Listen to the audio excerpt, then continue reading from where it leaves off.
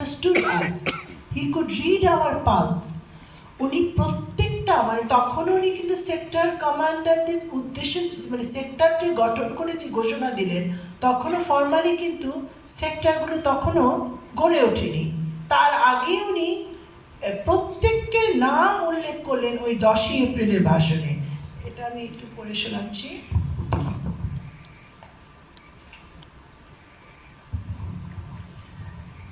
আজ প্রতিরোধ আন্দোলনের কথা গ্রাম বাংলার প্রতিটি ঘরে পৌঁছে গেছে। হাজার হাজার মানুষ আজকের এই স্বাধীনতা সংগ্রামে যোগ দিয়েছে।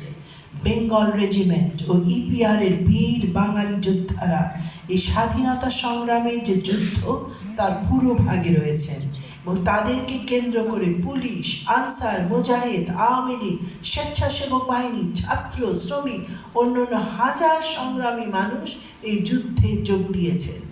অতি অল্প সময়ের মধ্যে এদেরকে সমর কৌশলে পারদর্শী করা হয়েছে এবং শত্রুদের কাছ থেকে ছিনিয়ে নেওয়া অস্ত্র গোলাবারুদ দিয়ে বাংলার ও মুক্তিবাহিনীকে শত্রুদের মোকাবেলা করার জন্য প্রস্তুত করা হয়েছে।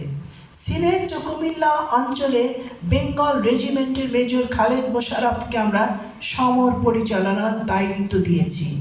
খালেদ মোশাররফের নেতৃত্বে আমাদের মুক্তিবাহিনী অসীম সাহস ও কৃতিত্বের সাথে শত্রুর সাথে মোকাবেলা করছেন এবং শত্রু সেনাদেরকে সিলেট ও কুমিল্লার ক্যান্টনমেন্টে ছাউনিতে ফিরে যেতে বাধ্য করেছেন। চট্টগ্রাম ও নোয়াখালী অঞ্চলে সমর পরিচালনার ভার পড়েছে মেজর জিয়া রহমানের উপর।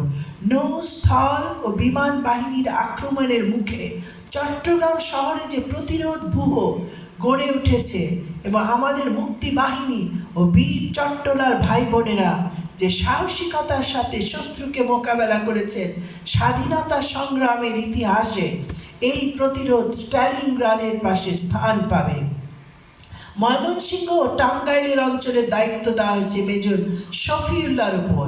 ময়মনসিংহ টাঙ্গাইল এলাকা সম্পূর্ণভাবে মুক্ত করে আমাদের মুক্তি বাহিনী ঢাকার দিকে অগ্রসর হবার প্রস্তুতি নিচ্ছে। দক্ষিণ পশ্চিম ইপিআর এর বীর সেনানী মেজর ওসমানের উপর দায়িত্ব দেওয়া হয়েছে কুষ্টিয়া ও যশোর জেলার। কুষ্টিয়ার ঐতিহাসিক বিজয়ের পর আমাদের মুক্তি বাহিনী সমস্ত এলাকা থেকে শত্রু বাহিনীকে বিতাড়িত করেছে এবং শত্রু সেনা এখন যশোর ক্যান্টনমেন্টে ও খুলনা ও শহরের একাংশে আশ্রয় নিতে বাধ্য হয়েছে। এটা আমি পড়ছি, এখানে দেখেন ক্লিয়ার পিকচার কার কি দায়িত্ব।